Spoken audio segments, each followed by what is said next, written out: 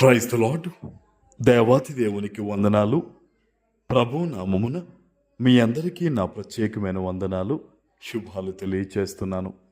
ఈ దినము కొరకు ఏర్పాటు చేయబడిన దేవుని వాగ్దానము కీర్తనలు 34వ కీర్తన 19, 20 వచనాలు. నీతిమంతునికి కలుగు ఆపదలు అనేకములు, వాటన్నిటిలో నుండి యెహోవా వానిని విడిపించును. ఆయన వాని ఎముకలన్నిటినీ కాపాడును, వాటిలో ఒక్కటైనను విరిగిపోదు. దేవుని నామానికి మహిమ కలుగునుగాక. ఈ ఉదయకాల సమయంలో సర్వ సృష్టికర్త అయిన నీ తండ్రి గొప్ప వాగ్దానాన్ని నీకు అందిస్తూ ఉన్నారు. ఆయన అంటున్నారు కదా, నీతిమంతునికి ఆపదలు కలుగుతాయి, అనేకమైనవి కలుగుతాయి. అది ఆర్థిక పరంగా కావచ్చు, అవమానాలు అవ్వచ్చు, కుటుంబ పరంగా అవ్వచ్చు, శరీరపరంగా అవ్వచ్చు. అనేకమైన ఆపదలు నీతిమంతునికి కలుగుతాయి. కానీ వాటన్నిటిలో నుంచి కూడా యెహోవా వారిని విడిపించును అని ఈ ఉదయకాల సమయంలో దేవుడు నిన్ను బలపరుస్తూ ఈ వాగ్దానం నీకు ఇస్తున్నారు. బహుశా కొంతమంది అనుకుంటూ ఉంటారు, నాకే ఎందుకు వచ్చినాయి కష్టాలు, నాకే ఎందుకు రావాలి అవమానాలు, ఇటువంటి మనుషుల మధ్య నేను ఎందుకు పడాలి, ఇలాంటి మనుషులు నాకు ఎందుకు ఎదురవ్వాలి, ఎందుకు ఇటువంటి ఇబ్బందులు అని కొంతమంది అనుకుంటూ ఉంటారు. అయితే లేఖనము సెలవిస్తుంది, నీవు నీతిమంతుడువు గనక, నీవు నీతిమంతురాలు గనక దేవుని దృష్టికి నీకు ఆపదలు కలుగుతున్నాయి.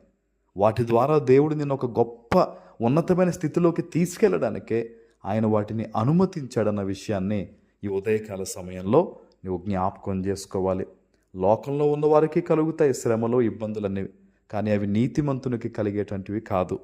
ఈ ఉదయకాల సమయంలో దేవాతి దేవుడు నీతో మాట్లాడుతూ నిన్ను బలపరుస్తూ ఉన్నాడు. నీకేదో పెద్ద విపత్తు సంబంధించిందని, లేకపోతే నీ మీద పడిపోయిందని నువ్వు బాధపడడం కాదు, కానీ తండ్రి నీవు నన్ను చూస్తున్నావు కదా, ఈ పరిస్థితులు నీకు తెలుసు కదా, నన్ను రక్షించు ప్రభువా అని నీ కన్నులు ఆయన తట్టెత్తి నువ్వు ప్రార్థన చేయగలిగితే గనక ఉన్నతమైన స్థితిగతులు దేవుడు నీకు ఇవ్వబోతూ ఉన్నారు. ఆమేన్. తర్వాత మీరు చూస్తే చూడండి, ఆయన వాని ఎముకలన్నిటినీ కూడా కాపాడును, వాటిలో ఒక్కటైనను కూడా విరిగిపోదు. ఈ శ్రమల వల్ల, ఈ ఇబ్బంది వల్ల నీకు నష్టము రాదని దేవుడు చెప్తున్నాడు. వాటిలో ఒక్కటైనను కూడా విరిగిపోదట. శ్రమ వస్తుంది నేను బలపరచడానికి, ఇబ్బందులు ఎదురవుతూ ఉన్నాయి నేను ఇంకా పైకి తీసుకెళ్ళడానికి, నీ కుటుంబాన్ని ఇంకా దీవించడానికి. ఈరోజు ప్రభు మాట్లాడుతూ ఉన్నాడు, నువ్వు ఏమాత్రం కూడా బెంగపడి భయపడిపోవాల్సిన అవసరం లేదు. ఈ శ్రమలలో ఓర్పు కలిగి ఉండు. యోసేపుకి ఇబ్బందులు కలుగుతూ ఉన్నప్పుడు, అవమానము కలుగుతూ ఉన్నప్పుడు, అతడు ఇంకనూ కూడా చెరసాలలో వేయబడిన స్థితిగతులకి కొట్టివేయబడినప్పుడు ఆయన దేవుని తట్టు తిరిగి ప్రార్థన చేసుకుంటూ ఆయన మీద ఆధారపడ్డాడు. ఆ ఆధారము దేవుడు చూచి ఉన్నాడు గనక, అటువంటి సమయంలో దేవుడు బలపరుస్తూ మౌనంగా ఉన్నాడు గనక ఒకానొక సమయంలో రాజు తర్వాత రాజు అయిపోయాడు ఐగుప్తుకి. హల్లెలూయా. ఈరోజు నీ జీవితంలో కూడా కొద్దిపాటి శ్రమకాలం నడుస్తుంది అంటే దేవుని ప్రణాళిక ఉందని సంతోషించాలి. నువ్వు దేవుడు నిన్ను చూసి నిన్ను బలపరుస్తున్నాడని నువ్వు ఆనందించాలి ఈ దినము. హల్లెలూయా. ప్రభువు మాట్లాడుతూ ఉన్నాడు, నీ తండ్రి మాట్లాడుతూ ఉన్నాడు. ఒక్క ఎముకైనా నువ్వు విరిగిపోకుండా దేవుడు నిన్ను కాపాడుతాడు, రక్షిస్తాడు. ఆయనకు తెలుసు నీకు ఏ టైంలో ఏమేమి ఇవ్వాలో.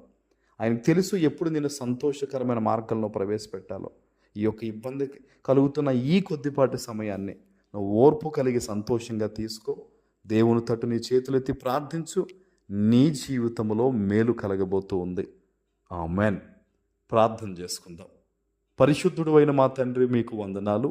ఈ ఉదయకాల సమయంలో మీరు ఇచ్చిన గొప్ప వాగ్దానము ప్రతి బిడ్డ జీవితంలో నెరవేర్చి స్థిరపరచమని యేసు నామమున ప్రార్థిస్తున్నాను తండ్రి.